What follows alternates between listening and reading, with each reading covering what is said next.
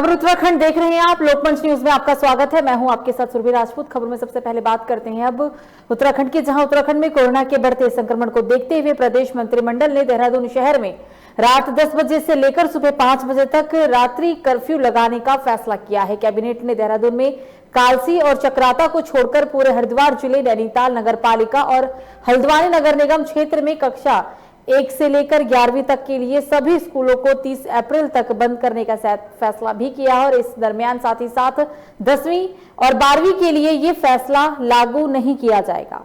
मंत्रिमंडल ने त्रिवेंद्र सरकार के गैरसैंण को मंडल बनाने का फैसला भी स्थापित कर दिया है और इसी दरमियान शुक्रवार को मुख्यमंत्री तीरथ सिंह रावत की अध्यक्षता में हुई प्रदेश मंत्रिमंडल की बैठक में कुल 20 प्रस्ताव थे। 2 प्रस्तावों पर कैबिनेट ने अपने स्तर पर निर्णय लिया और एक प्रस्ताव को स्थगित कर दिया। उच्च शिक्षा राज्य मंत्री कैबिनेट नहीं थे इस दरमियान और साथ ही साथ शासकीय प्रवक्ता सुबोध उनियाल ने मंत्रिमंडल के फैसले की जानकारी दी। मुख्यमंत्री महालक्ष्मी योजना में 2 बेटियों होने पर प्रति बेटी 3,500 की किट भी दी जाएगी। इसमें जच्चा बच्चा दोनों के लिए मेडिकल सामान और पौष्टिक आहार होगा। 50,000 महिलाओं को लाभान्वित करके इस योजना में रखा गया है।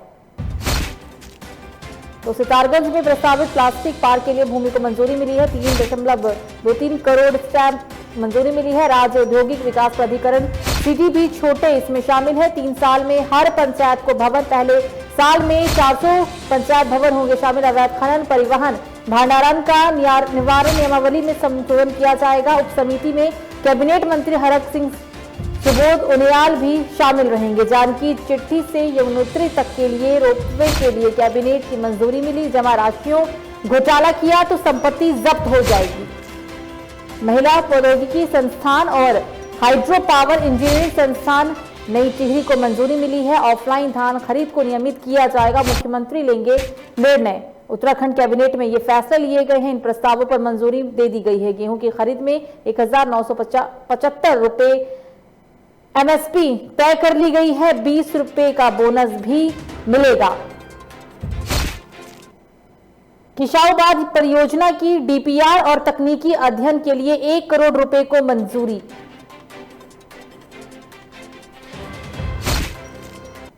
पीएम स्वनिधि वेंडर योजना में स्टाम्प ड्यूटी माफ। 10,000 के लोन पर 0.5% स्टाम्प ड्यूटी लगती थी। सितारगंज में प्रस्तावित प्लास्टिक पार्क के लिए भूमि को मंजूरी। 3.23 करोड़ का स्टाम्प शुल्क माफ किया गया।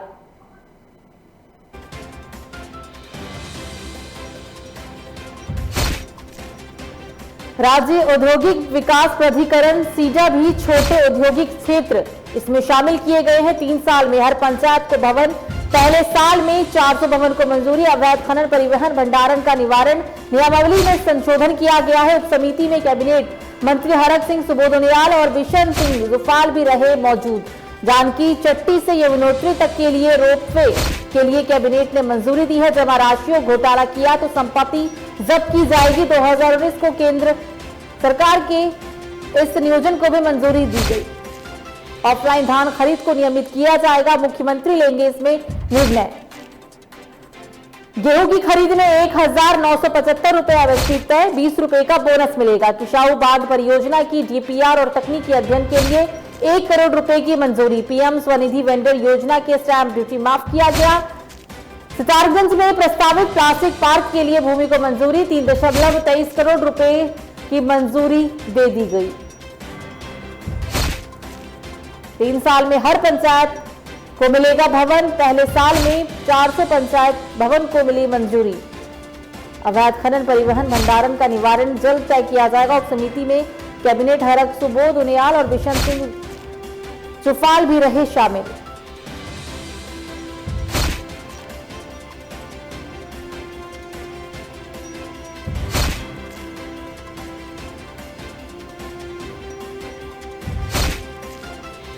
आज कैबिनेट में मंत्रिमंडल ने बड़े महत्वपूर्ण मुद्दों पर निर्णय लिया है, जिनमें कोविड की जो लगातार संक्रमण फैल रहा है, उस संक्रमण के फैलने की स्थिति को देखते हुए बच्चों के आज कैबिनेट में मंत्रिमंडल ने बड़े महत्वपूर्ण मुद्दों पर निर्णय लिया है, जिनमें कोविड की जो लगातार संक्रमण फैल रहा है, उस संक्रमण के फैलने की स्थिति को देखते हुए बच्चों के स्वास्थ्य के दृष्टिगत देहरादून जनपद में नगर निगम क्षेत्र के साथ साथ संपूर्ण देहरादून जनपद में कालसी और विकास नगर को छोड़ते हुए, कालसी और चक्रोटा को छोड़ते हुए रात्रि देहरादून नगर निगम की सीमा में रात्रि कर्फ्यू का निर्णय लिया है। आज प्रदेश के मुख्यमंत्री तीरथ सिंह रावत का जन्मदिन जहां पूरे देश में हर्षोल्लास के साथ मनाया गया, तो वहीं दूसरी ओर लालकुआं में भाजपा कार्यकर्ताओं ने वरिष्ठ भाजपा नेता पवन चौहान के साथ मिलकर अवंतिका मंदिर में भगवान शिव का जलाभिषेक किया और साथ ही सीएम की लंबी उम्र की कामना भी की है। और इस दरमियान पूजा अर्चना करते हुए भाजपा नेता पवन चौहान ने कहा कि हमारे सनातन धर्म में शुभ कार्यों का आरंभ ईश्वर की पूजा करने के साथ किया जाता है।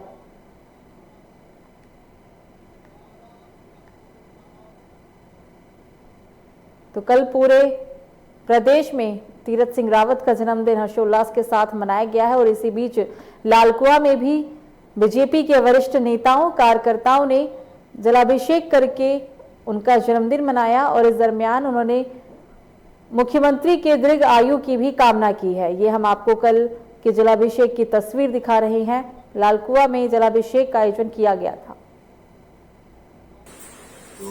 हम लोग केक काट करके और ये वो हाई फाई करके जन्मदिन नहीं मनाते। हमने भगवान के मंदिर में जा करके भगवान से प्रार्थना की कि हमारे तीरथ सिंह रावत जी को शक्ति दे, उत्तराखंड के कार्य करने में उनकी और मजबूती से वो कार्य करेंगे। लोगों का हित के लिए वो जो रोज निर्णय ले रहे हैं वो और निर्णय ले, यहाँ के गरीबों का ठीक से वो निर्वहन कर सके, उनका ध्यान रखें। इसी प्रार्थना के साथ भगवान शंकर जी के मंदिर में आज हमने प्रार्थना की थी, देवी मंदिर में। तो वहीं चमोली में बीजेपी ने विधानसभा चुनाव को लेकर अहम बैठक की। आपको बता दें, इस बैठक में कार्यकर्ताओं और सभी पदाधिकारियों ने अपने अपने क्षेत्रों की समस्याओं को रखते हुए उनके समाधान किए जाने की बात कही है। बैठक में नारायण बगड़ मंडल की प्रभारी भाजपा जिला उपाध्यक्ष नंदी कुनियाल एवं प्रवासी प्रभारी पूर्व प्रमुख धराली राकेश जोशी बतौर पर्यवेक्षण उपस्थित रहे। उन्होंने सभी कार्यकर्ताओं और पदाधिकारियों की समस्याओं को गौर से सुना और आश्वासन भी दिया कि चुनाव से पहले ही सभी क्षेत्रों की जन समस्याओं के समाधान के लिए शासन से बात की जाएगी।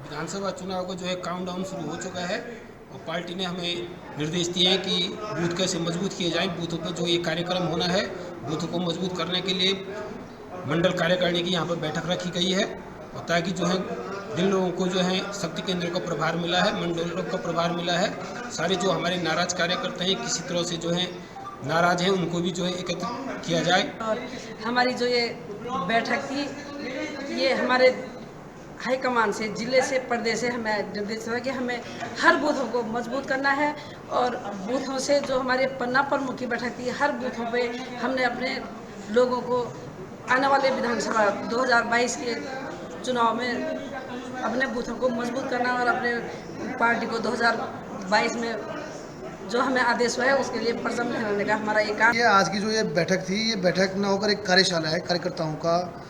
यहाँ पर आगामी 2022 को लेकर एक मंथन बैठक थी और मेरे से पूर्व लोगों ने आपको जानकारी दी होगी।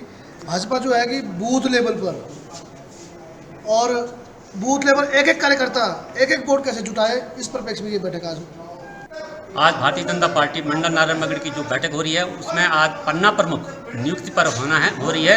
आज हमारे राष्ट्रीय नेतृत्व और प्रदेश नेतृत्व ने निर्देश दिया है कि प्रत्येक बूथ पर जो वोटर लिस्ट है उस वोटर लिस्ट के प्रत्येक पन्ने पर एक पन्ना प्रमुख होगा और उससे हमको ये लाभ होगा कि पन्ना प्रमुख की नियुक्ति होने पर उस पन्ने में जितने भी वोटर हैं उनसे वो बराबर संपर्क करते रहेंगे और आज से लेकर और चुनाव तक प्रत्येक पन्ना प्रमुख प्रत्येक परिवार के साथ सहयोग करेगा और उनसे।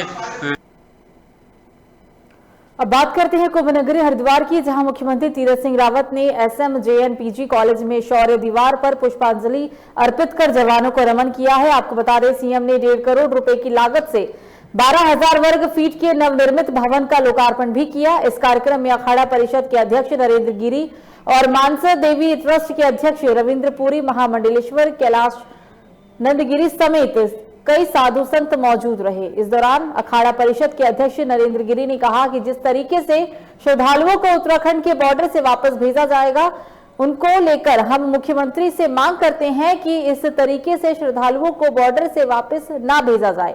यदि उनके पास कोरोना की नेगेटिव रिपोर्ट नहीं है तो बॉर्डर पर ही उनकी जांच करके कुंभ नगरी हरिद्वार में लाया जाए। श्रद्धालुओं से बॉर्डर पर अभद्र व्यवहार भी इस दौरान ना किया जाए, ये कहा है महामंडलेश्वर ने। अगर किसी के पास रिपोर्ट नहीं है कोरोना की तो आप वहाँ जांच कर लें। आज तमाम ऐसे यंत्र आए हैं जो तुरंत तत्काल जांच हो जाती है। और आप तो फीवर जांच कर लीजिए, उनका लक्षण देख लीजिए, सबको आने दीजिए, किसी में रोक नहीं है। तो माननीय मुख्यमंत्री आज हमसे ये कहा है अभी कि कोई रोक नहीं करेंगे हम सारे श्रद्धालुगढ़ में, और वापस अब किसी को नहीं जाना पड़ेगा, सब लोग आमें, और ताकि यहाँ व्यापार भी बढ़े, संत महात्मा के लोग दर्शन भी करें। ये हमने उठाया था, मैंने आज सुबह उठाया था मुद्दे को, और मुझे लगता है कि आई साहब के संज्ञान में आ गया, सीएम साहब संज्ञान में आ गया, तो हमारी बात को मान लिए हैं और करें नहीं, किसी को रोक टोक नहीं की जाएगी। सैनिटाइज का उपयोग करें, यही मेरा आपसे आग्रह निवेदन। बाकी किसी प्रकार की कोई दिक्कत और कठिनाई है, कोई रोक टोक नहीं, कोई सख्ताई नहीं। व्यवस्था बनाने में हमारा प्रशासक पूरी तरह फोर्स लगा हुआ है। आपको किसी प्रकार की कोई झंझावात नहीं होगी, किसी तरह की दिक्कतें नहीं होगी, ये मैंने कहा भी है और कह भी रहा हूँ। इतना ही कहते आप सबका धन्यवाद, साधुवाद, नमस्कार। धर्मनगरी हरिद्वार में महाकुंभ का आयोजन चल रहा है, जिसमें देश के कोने कोने से साधु संतों का आवागमन लगातार जारी है। आपको बता दें, इस समय धर्मनगरी भगवा रंग से सजी हुई है और यहाँ पर सन्यासी, बैरागी और नागा साधु के दर्शन करने के लिए लोग लगातार आ रहे हैं। और कुंभ नगरी हरिद्वार के हठ योग में भी साधु संत देखने को मिल रहे हैं, जो कई सालों से हठ योग में या तो खड़े हुए हैं या अपने एक हाथ को खड़ा रखे हैं।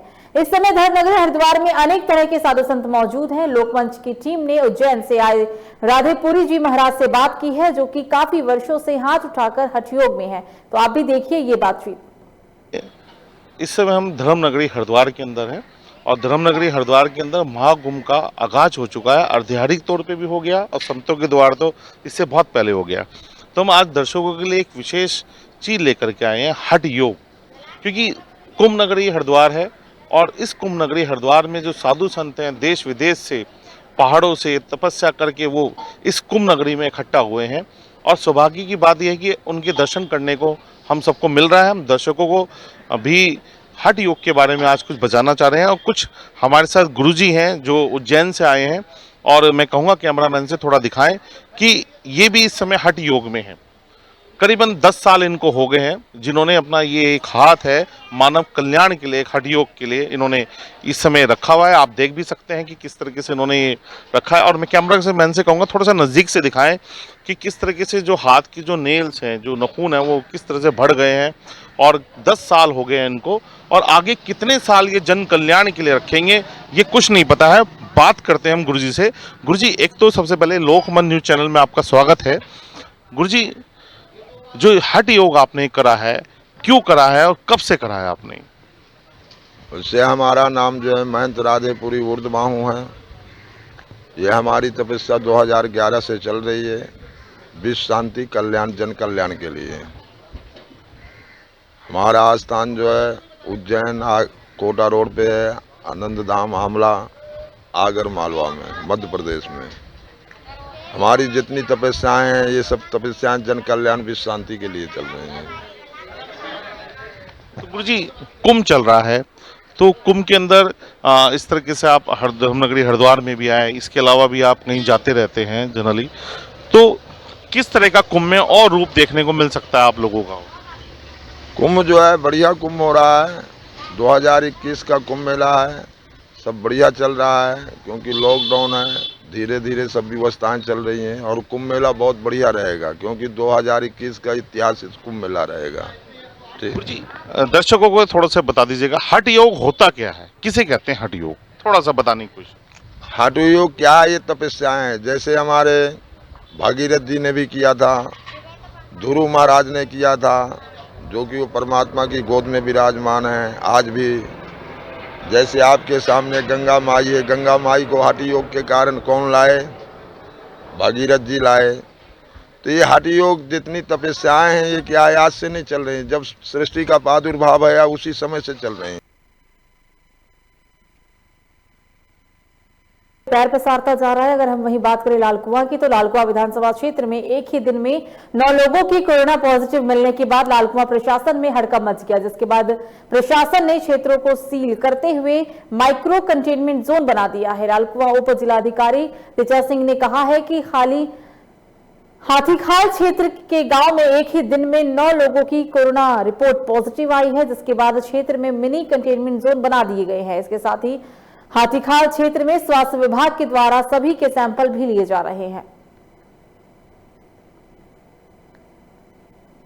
क्षेत्र में जो स्वास्थ्य विभाग ने सैम्पलिंग करी थी, ये हाथीखाल क्षेत्र में हम पहला माइक्रो कंटेनमेंट जोन बनाने जा रहे हैं और यहाँ पर 9 केस पॉजिटिव आए हैं, जिसके क्रम में ये जोन बनाया जा रहा है और यहाँ हम बैरिकेड करके बाकी जो आसपास के जितने भी लोग हैं उनकी हम कॉन्टैक्ट ट्रेसिंग करते हुए सैम्पलिंग की कार्रवाई कर रहे हैं। और जिसके क्रम में जिलाधिकारी महोदय के आदेशानुसार वार्ड नंबर 1 की इस गली को कंटेनमेंट जोन घोषित किया गया है। इसी क्रम में आज आप देख रहे हैं पीछे यहाँ से बैरिकेडिंग करी जा रही है और आगे से इस गली को पूर्णतः बंद कर दिया जाएगा और इसकी फिर कल से यहाँ सैंपलिंग की जाएगी। सैंपलिंग के पश्चात जैसे ही रिपोर्टें निगेटिव आई। तो वहीं हल्द्वानी में पश्चिम वृत्त के वन संरक्षण जीवन चंद्र जोशी ने जानकारी देते हुए कहा है कि वित्तीय वर्ष 2020 और 21 में पश्चिम वृत्त ने 355 करोड़ रुपए राजस्व की प्राप्ति की है। वन संरक्षण जीवन चंद्र जोशी का कहना है कि वन विभाग का लक्ष्य 510 करोड़ रुपए का था, जिसमें सापेक्ष पश्चिमी वृत्त अपने लक्ष्य 269 का लक्ष्य रखा था, जिसके सापेक्षण में पश्चिमी वृत्त ने 355 करोड़ रुपए का राजस्व प्राप्त किया है और पिछले 100 सालों का रिकॉर्ड तोड़ दिया है। वन संरक्षण पश्चिमी वृत्त ने कहा है कि उनके सर्किल में 5 वन प्रभाग आते हैं। सभी 5 वन प्रभागों के अधिकारियों और फील्ड के स्टाफ की बदौलत से ये लक्ष्य पूरा किया जा सका, जिसके लिए सभी बधाई के पात्र हैं। पूरे उत्तराखंड राज्य का जो राजस्व का पिछले वर्ष का जो टारगेट था 2021 का, वो 510 करोड़ रुपया था, जिसमें से पश्चिमी वृत्त को 279 करोड़ का लक्ष्य प्राप्त हुआ था और पश्चिमी वृत्त ने तमाम कठिनाइयों के बावजूद भी, आप समझिए कि जब लॉकडाउन हुआ था उस समय गतिविधियां बंद हो गई थी काफ़ी कुछ, फिर भी जो है 355 करोड़ का जो है लगभग राजस्व जो है वो हमने प्राप्त किया है 279 के अगेंस्ट में। इस बार हम लोगों ने सर्वाधिक राजस्व प्राप्त किया है। आज तक कभी भी 300 करोड़ राजस्व प्राप्त नहीं हुआ था, लेकिन इस बार हम 350 से भी ऊपर 355 करोड़ में पहुंच गए हैं और ऐसा लग रहा है कि आगामी वर्षों में भी वन विभाग जो है इस दिशा में एक अच्छा कार्य करेगा।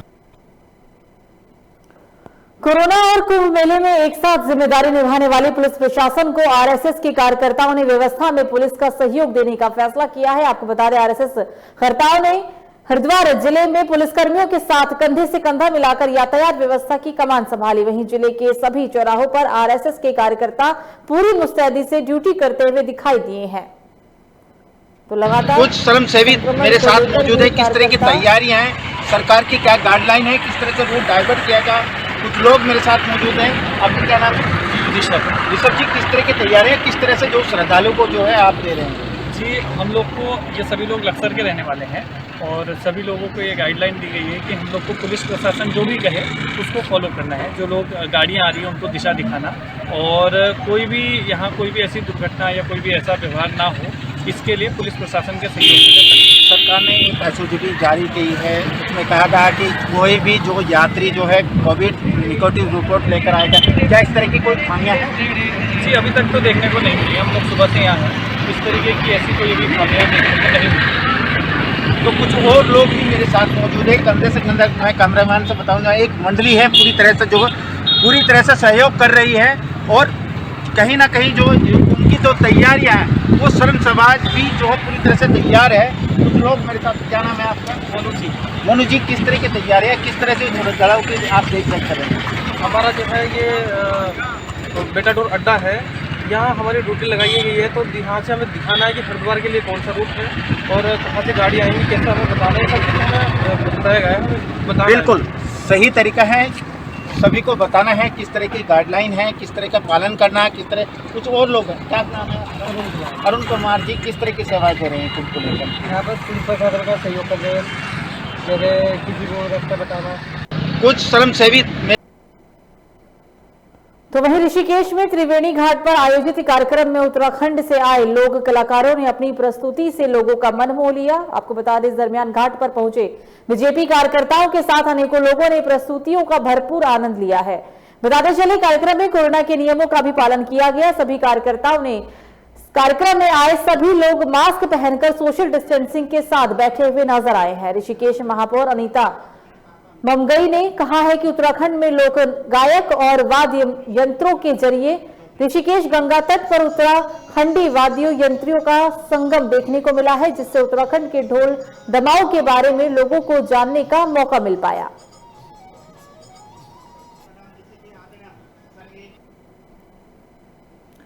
खबरों में आगे बढ़ते और अब बात करते हैं विकासनगर की, जहां विकासनगर में पूछवादून बार एसोसिएशन में चुनाव में अध्यक्ष पद के लिए खड़े मुकाबले में पिछले 2 चुनाव में लगातार जीत दर्ज करने वाले संदीप कुमार वर्तमान को बार एसोसिएशन के पूर्व अध्यक्ष रहे मनोज शर्मा ने सीधे मुकाबले में 13 मतों से हरा दिया है। आपको बता दें, मनोज शर्मा को 149 और संदीप वर्तमान को 136 मत मिले हैं, जबकि 1 मत अमान्य घोषित किया गया।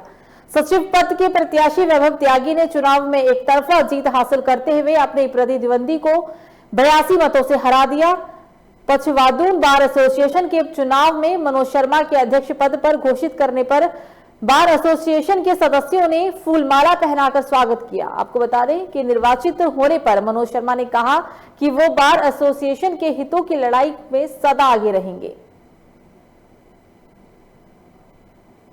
ये हमारे अधिवक्ता साथियों की मेहनत है, इन्होंने मुझ पर अपना विश्वास जताया है और मैं इनके विश्वास पर खरा उतरने की कोशिश करूंगा और बार संघ की और इनके सदस्यों के अधिकारों के लिए और बार संघ की गरिमा के लिए अपना सर्वस्व त्यागने के तैयार हूं।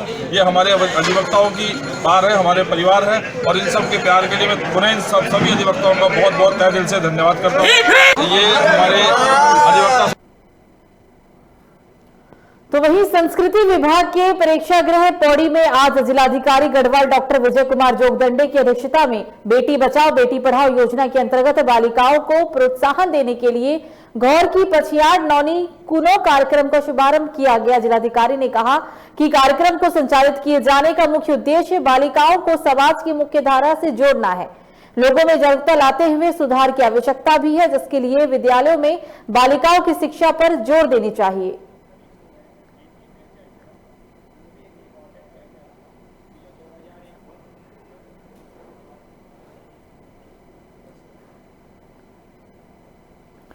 तो वहीं नशे के खिलाफ ताबड़तोड़ कार्रवाई करते हुए हल्द्वानी पुलिस ने नशे के कारोबार करने वाले 40 लोगों को धर दबोचा है। पुलिस की इस गिरफ्तारी में 5 महिलाएं भी शामिल है। ऑपरेशन ब्रजपात के तहत पुलिस की 6 टीमों ने नशे के सौदागरों को चिन्हित कर इस कार्रवाई को अंजाम दिया। साथ में आपको ये भी बताते चले कि पुलिस द्वारा अलग अलग टीमें बनाकर इन सभी से पूछताछ भी की जा रही है।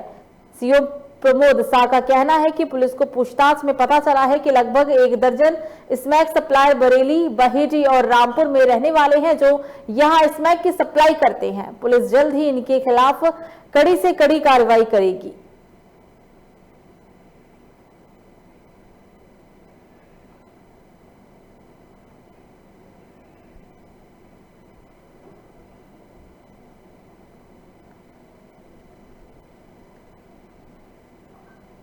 क्या है आगे किस तरह का काम करें? देखिए, पिछले दिनों जो स्मैक को लेकर बड़ी सूचनाएं प्राप्त हुई, नैनीताल पुलिस ने उसे चुनौती के रूप में स्वीकार किया और वर्तमान में हम स्मैक के कारोबार के विरुद्ध ऑपरेशन वज्रपात चलाए हुए हैं।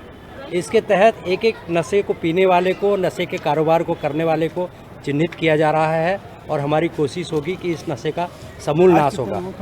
पिछले हफ्ते हमने 20 लोगों को इस क्रम में नशा करने वालों को चिन्हित कर काउंसलिंग के लिए लाए थे और आज सुबह सुबह पुलिस की 6 टीमों द्वारा 40 लोगों को जो कि नशे की गिरफ्त में है उन्हें लाकर समझाकर। तो वहीं चक्राता छावनी बाजार में पेयजल को लेकर लोगों को संकटों का सामना करना पड़ रहा है। पानी ना होने की वजह से लोग बूंद बूंद के लिए तरस रहे हैं। बता दें, लोग सुबह से ही पानी के लिए नलकों पर लंबी कतारों में खड़े होने पर मजबूर हैं। लोगों को अपनी निजी वाहनों से दूर दूर जाकर पानी लाना पड़ रहा है। इस पूरे मामले पर प्रशासन की तरफ से कोई कदम नहीं उठाया जा रहा, जबकि लोगों का कहना है कि पानी के लिए प्रशासन हमसे टैक्स तो वसूलता है, लेकिन वो सारा पानी नेता के घर जाता है। छावनी परिषद चक्राता को आम लोगों की समस्या दिखती ही नहीं है।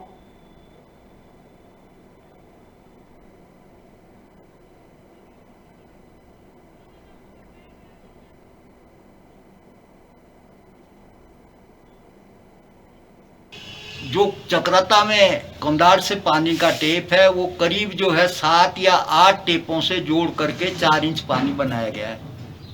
इस समय पानी की किल्लत होने का ये भी कारण है कि जब एमईएस हटा तो उसके बाद जो ईयर चौक हटाने के लिए उसमें सिस्टम लगे हुए थे वो सारे बंद कर दिए गए। सही बात यह है कि इस समय बिल्कुल मेंटेनेंस नहीं है, यहाँ तक मेंटेनेंस नहीं, उसकी देखभाल नहीं है कि वहाँ पर एक टेप जो कंधार के टंकी में मिलता था, पहले टंकी में, जो कि देवन हो करके आता था। मामला बहारदाबाद की सुमन नगर क्षेत्र का है, जहां दिन के उजाले में नदी में भारी अवैध खनन हो रहा है। आपको बता दें, नगर पुलिस चौकी ने ताबड़तोड़ कार्रवाई करते हुए मौके से खनन करती हुई एक ट्रैक्टर ट्रॉली बरामद की, जिसको पुलिस चौकी लाकर सीज कर दिया गया। इस कार्रवाई से सुमन नगर पुलिस चौकी की सराहना भी हो रही है। तो पुलिस ने कार्रवाई करते हुए खनन के खिलाफ कार्रवाई की गई है। आपके टीवी स्क्रीन पर यह उत्तराखंड के बहादुराबाद की तस्वीर है, जहां पुलिस ने कार्रवाई करते हुए एक ट्रैक्टर ट्रॉली को जब्त किया।